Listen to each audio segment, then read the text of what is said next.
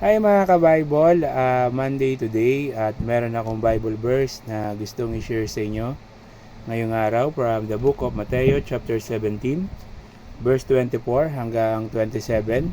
So ito po yung mababasa natin. Pagbabayad ng buwis para sa templo. Pagdating nila sa Capernaum, lumapit kay Pedro ang mga maniningil ng buwis para sa templo.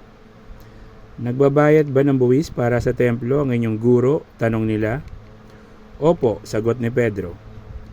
Nang pumasok siya sa bahay, tinanong siya ni Jesus, ano sa palagay mo, Simon? Sino ang dapat magbayad ng buwis sa hari ng isang bansa? Ang mga mamamayan ba o ang mga dayuhan? Ang mga dayuhan po, tugon ni Pedro. Sinabi ni Jesus, kung gayon, hindi dapat magbayad ang mga mamamayan. Gayon man, para wala silang masabi sa atin, pumunta ka sa lawa at mamingwit ka. Kunin mo ang unang isdang mahuli mo, ibuka mo ang bibig niyon, at may makikita kang isang malaking salaping pilak. Kunin mo iyon at ibayad mo para sa buwis nating dalawa. So yun po yung mensahe sa atin ngayong araw ng Matthew chapter 17 verse 24 hanggang 27. So keep safe, God bless, always remember, Jesus loves you. Bye-bye.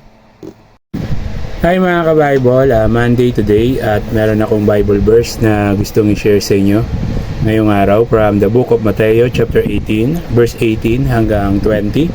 So ito po yung mababasa natin. Kapangyarihang magbawal o magpahintulot. Tandaan ninyo, anumang ipinagbabawal ninyo dito sa lupa ay ipagbabawal sa langit. At ang pahintulutan ninyo dito sa lupa ay pahihintulutan sa langit. Tandaan din ninyo, kung ang dalawa sa inyo ay nagkaisa dito sa lupa sa paghingi ng anumang sa panalangin, ito'y pagkakaloob sa inyo ng aking Ama na nasa langit. Sapagkat saan man may dalawa o tatlong nagkakatipon sa pangalan ko, naroon akong kasama nila. So yun po yung mensahe sa atin ngayong araw ng Matthew chapter 18 verse 18 hanggang 20. So keep safe, God bless, always remember, Jesus loves you. Bye-bye.